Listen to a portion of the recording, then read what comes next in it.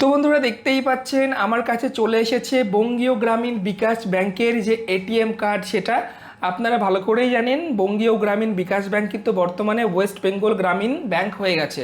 তো এই ব্যাংকের তরফ থেকে কিন্তু আমার কাছে এটিএম কার্ড অলরেডি চলে এসছে।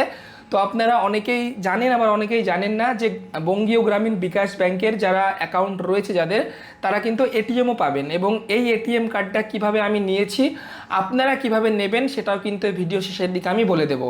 এবার এটিএম থাকলে আপনাকে আর ব্যাংকে যেতে হবে না টাকা তোলার জন্য। আপনি জাস্ট আপনার যে কোনো এটিএম থেকে টাকা তুলতে পারবেন। পাশাপাশি আপনি আপনার অ্যাকাউন্টটাকে ফোনপে, জিপের সাথে লিঙ্ক করেও ইউপিআই ব্যবহার করতে পারবেন।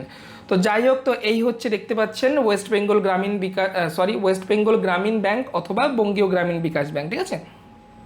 তো এটা এসে দেখতে পাচ্ছেন স্পিড পোস্টের মাধ্যমে এসেছে। এখানটায় পুরো আমার অ্যাড্রেস রয়েছে এবং এখানটায় যদি আনডেলিভার্ড হয় তো সেক্ষেত্রে আমার যে লোকাল ব্রাঞ্চ রয়েছে সেই ব্রাঞ্চের এখানে অ্যাড্রেস রয়েছে। আমি যদি এটাকে উল্টিয়ে দিই, দেখি উল্টো দিকে কি আছে। দেখুন, উল্টানোর পরে উল্টো দিকে এরকম রয়েছে ওয়েস্ট বেঙ্গল গ্রামীণ ব্যাংক এবং এখানে এনাদের head office Baharampur Murshidabad.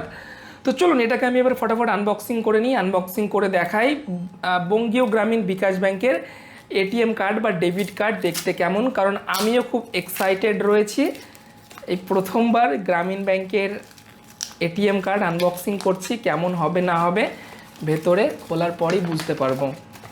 So বের করে নিচ্ছি।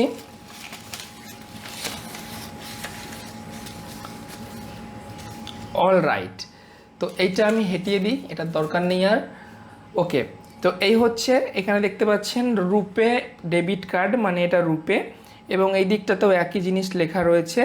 তো এটা আমি জাস্ট এখান থেকে ভেতরে খুলছি।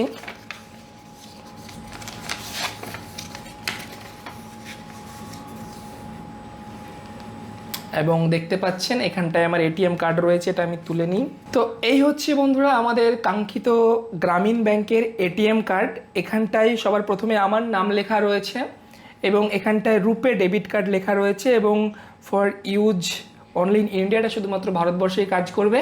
এবং ওপরে এখানে চিপ রয়েছে এবং এখানটায় ওয়েস্ট বেঙ্গল গ্রামীণ ব্যাংক লেখা রয়েছে। এবং খুব একটা ইউনিক কার্ড, সচরাচর ব্যাংকের কার্ড কিন্তু এরকম কালারফুল দেখা যায় না। বাট গ্রামীণ ব্যাংকের এটিএম কার্ডটা সত্যিই দেখতে ভালো লাগছে। তো আমি এটাকে যদি উল্টিয়ে নিই, পেছন দিকটায় কেমন আছে কি দেখাই।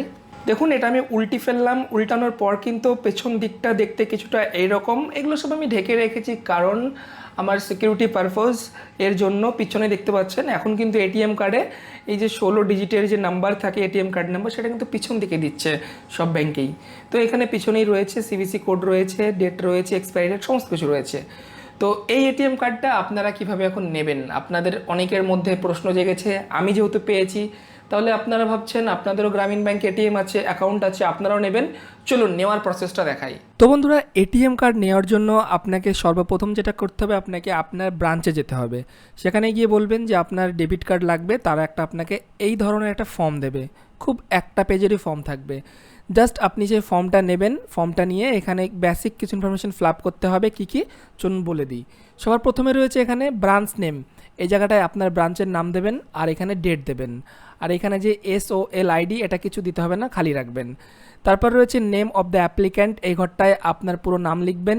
তারপরে নিচে রয়েছে অ্যাকাউন্ট নাম্বার, এই ঘরটায় আপনার অ্যাকাউন্ট নাম্বার লিখবেন। এবং তারপর এখানে রয়েছে রিকোয়েস্ট কার্ড টাইপ, এই নিউ এর অপশনে টিক করবেন। তারপরে রয়েছে টাইপ অফ অ্যাকাউন্ট, এটা আপনার যদি সেভিংস অ্যাকাউন্ট হয় তাহলে আপনি সেভিংস অ্যাকাউন্টে টিক করবেন। এরপর যে প্রেজেন্ট অ্যাড্রেস রয়েছে এখানটায় আপনি আপনার পুরো ঠিকানা লিখে দেবেন, গ্রামের নাম, পোস্ট অফিসের নাম, থানার নাম, পিএসের নাম পুরো। এবং কমিউনিকেশন অ্যাড্রেসটাতেও যদি আপনার একই অ্যাড্রেস হয় তো সেটাই কিন্তু এখানে আপনি লিখে দেবেন। ওপরেও যে অ্যাড্রেস লিখবেন এখানেও সেই অ্যাড্রেস, একই অ্যাড্রেস লিখে দেবেন, ঠিক আছে। এরপর কি করবেন, এরপর জাস্ট চলে আসুন একটু নিচের দিকে। দেখুন, নিচের দিকে আসার পর এখানে বলছে আপনার KYC ডকুমেন্ট, এখানে আপনি আধার কার্ড আর প্যান কার্ড এই দুটো আপনার জেরক্স কপি নিয়ে যাবেন। এই ফর্মের সাথে আধার কার্ড আর প্যান কার্ড এই দুটো কপি আপনার দিতে হবে, জেরক্স কপি, এই দুটোতে টিক করে রাখবেন। ওকে, তারপর বলছি যে আপনি কোন অ্যাড্রেসে এটিএম কার্ডটা ডেলিভার্ড নেবেন। তো আপনি যে পার্মানেন্ট অ্যাড্রেস আছে এখানটায় টিক করে দেবেন, তাহলে আপনার বাড়িতে চলে আসবে। এবং সর্বশেষ রয়েছে এখানে আপনার মোবাইল নাম্বার, এখানে আপনার কমপ্লিট মোবাইল নাম্বার দেবেন। আর ইমেল আইডি যদি আপনার থাকে তো দিবেন, না থাকলে নাও দিতে পারেন, কোনো সমস্যা নেই। এবং সর্বশেষ এখানে সিগনেচার, এই জায়গাটায় সুন্দর করে একটা আপনি সই করে দেবেন। সই করে এই ফর্মটার সাথে আপনার যে আধার কার্ড আর প্যান কার্ড সেটার জেরক্স কপি এর সাথে অ্যাটাচ করে দেবেন। এর সাথে কোনো অ্যাকাউন্ট বই লাগবে না। এই ফর্ম, প্যান আর আধার 3টে ডকুমেন্ট জমা করে দেবেন। মোটামুটি 7 থেকে 10 দিনের মধ্যে বাই পোস্টে আপনার বাড়িতে এটিএম কার্ড চলে আসবে।